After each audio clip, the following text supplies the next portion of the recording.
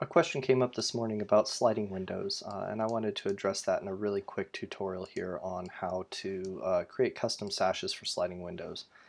Specifically the limited operations and orientations and particularly the proportions of these sliding windows that we have available. So if you have a three-panel sliding window, it's kind of this absurd three equal panels, two sliding panels on each side. I actually don't know of a manufacturer that makes a window like that.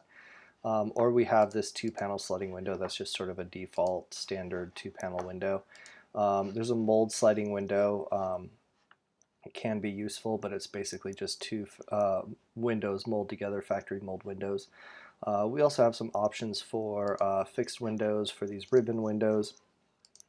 And there's some options in here in terms of how big and how many divisions we have, but all of these windows are pretty limited in that they're all equal divisions.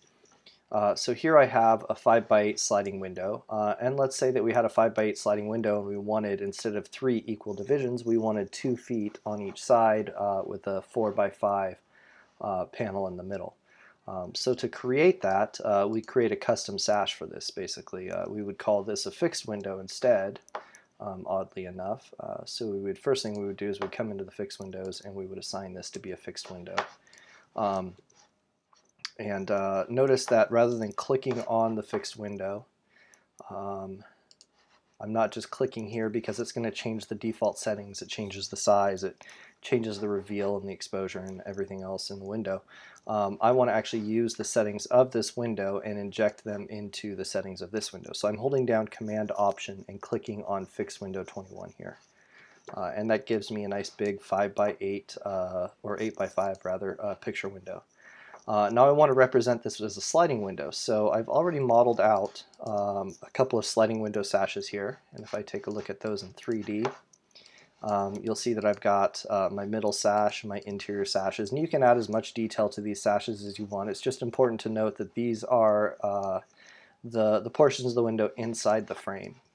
The other important thing to note is that once these are saved out, you can't adjust the attributes. So whatever surface I want, or building material rather, pens, all of that I want to be applied to the window, it has to be saved out as part of this, these elements. And these are just slabs. You can use morphs, you can use beams, columns, any elements that make sense, but you just model the sashes as if they were laying flat.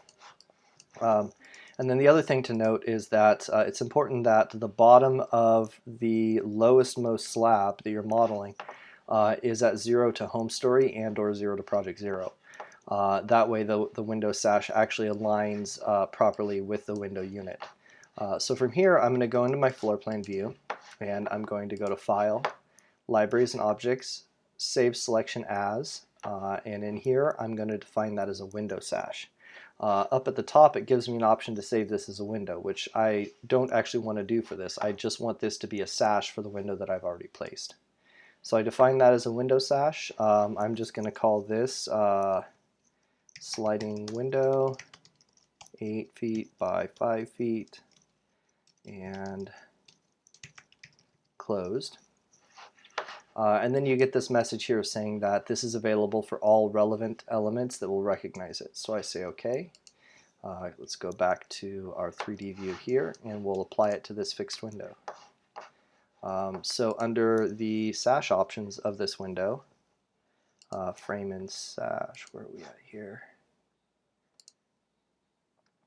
We'll apply a custom sash here. Any sashes that have been saved out are now going to be available in that sash setting. So now when I say OK, I see that I've got that correctly divided 5x8 window sash in my existing frame. Now you can see that that differs from the default appearance of this window. So if I'd taken time to model out the surfaces and the geometry and the size, added more detail, it might have been a little bit more realistic to what I'd had before, but that gets the idea across. Now it is, essentially it's still a fixed window. This sash is not operable. I can't go in and show that window is open in a rendering. But I have a workaround for that as well, and that is to say that I'm going to model this window unit as if it were open. And the important thing here to note is that I have additional slabs. These are like just 1/64 of an inch thick. You could also use just a single morph line to define the full width, but the outside to the outside of this unit is still at 8 feet. So now when I come in here and grab this stuff and go to File, Libraries and Objects, Save Selection As, Window Sash, I'm going to save this with the same name, but call this one Open. And I get that same message saying that this is now available. So come back into 3D here and grab this guy, and now we have that sash available as well. So now I can show in a rendering or a BIMX model, I can show that window as if it were open. So the last thing that I wanted to comment on is if we wanted to make changes to this window unit, as an example. Let's say that we lost this sash, but we wanted this to come over 2 feet, and actually rather than saving it, editing that element, I'm going to actually bring it down as a new type and pull this over 2 feet. So I have a couple of options. I can either save it as a new sash like I did with the open sash option, or I can go to File, Libraries and Objects, Save Selection As, Window Sash, and save it over the top of the previously saved sash, that is the closed sash, and replace that. And now any window that was using that sash, although I see that this window is no longer using that sash, since it's been switched to open, any window that was using it though is now going to be replaced globally throughout the project. We can do the same thing with the open version. We'll just grab that stuff and grab this piece, delete that, and pull this over 2 feet, and we will update the open window as well. So I can grab that stuff and go File, Libraries and Objects, Save Selection As, Window Sash, save this over the top of the open version, and say Save and Replace, and OK. And now that window, it has been adjusted to be still that 8 foot wide, but it has a single sliding unit.